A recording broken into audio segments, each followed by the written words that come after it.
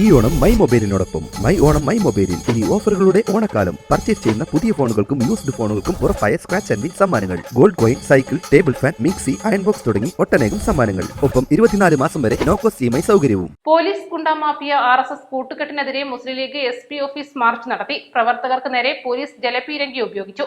March മുസ്ലിം league ദേശീയ general secretary PK Kunhalikutty ഉദ്ഘാടനം ചെയ്തു.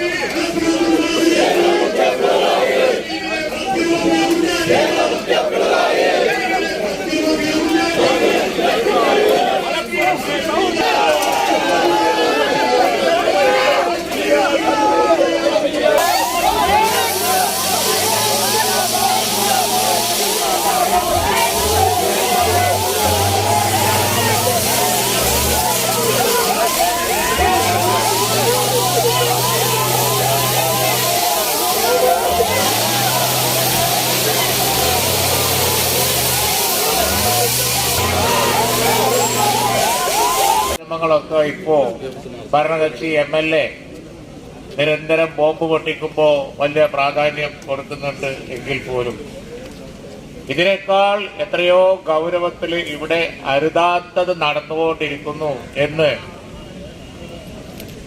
ജനങ്ങൾ വാലോകർ മുഴുവൻ അറിയുന്ന അത്ര ഉച്ചത്തിൽ ഞങ്ങൾ ഈ പ്രശ്നം ഉയർത്തിപ്പിടിച്ചതാണ്. ഇവിടെ അരുതാത്തത് എന്തോ നടക്കുന്നുണ്ട്. ഒരാളെ ജിബ്രി ആ കുട്ടിയെ കസ്റ്റഡിയിലെടുക്കുന്നു. കസ്റ്റഡിയിലെടുത്തിട്ട് എങ്ങോട്ടാണ് കൊണ്ടുപോയതെന്ന് അറിയില്ല.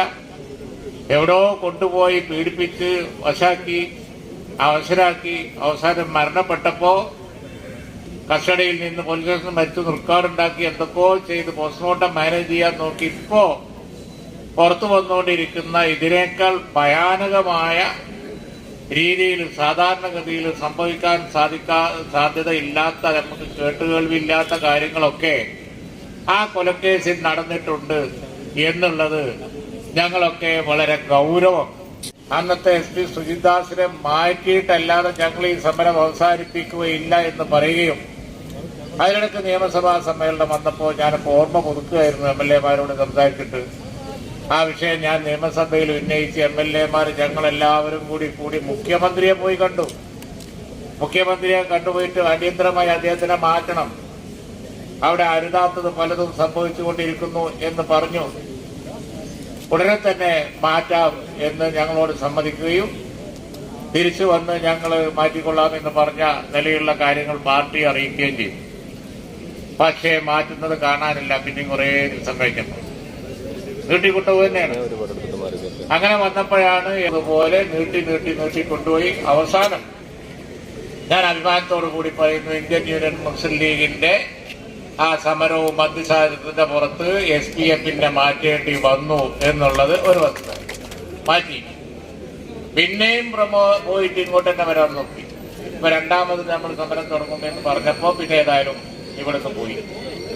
അപ്പോഴേ ഞങ്ങൾക്ക് മനസ്സിലായി ഇദ്ദേഹം വളരെ അസാധാരണമായി പ്രവർത്തിക്കുന്ന ഡിപ്പാർട്ട്മെന്റിൽ വാസ്തവത്തിൽ ക്രിമിനൽ ആക്ടിവിറ്റീസിന് നേതൃത്വം കൊടുക്കുന്ന ഒരാളാണ് എന്ന് ഞങ്ങൾ അന്നേ പറഞ്ഞതാണ്.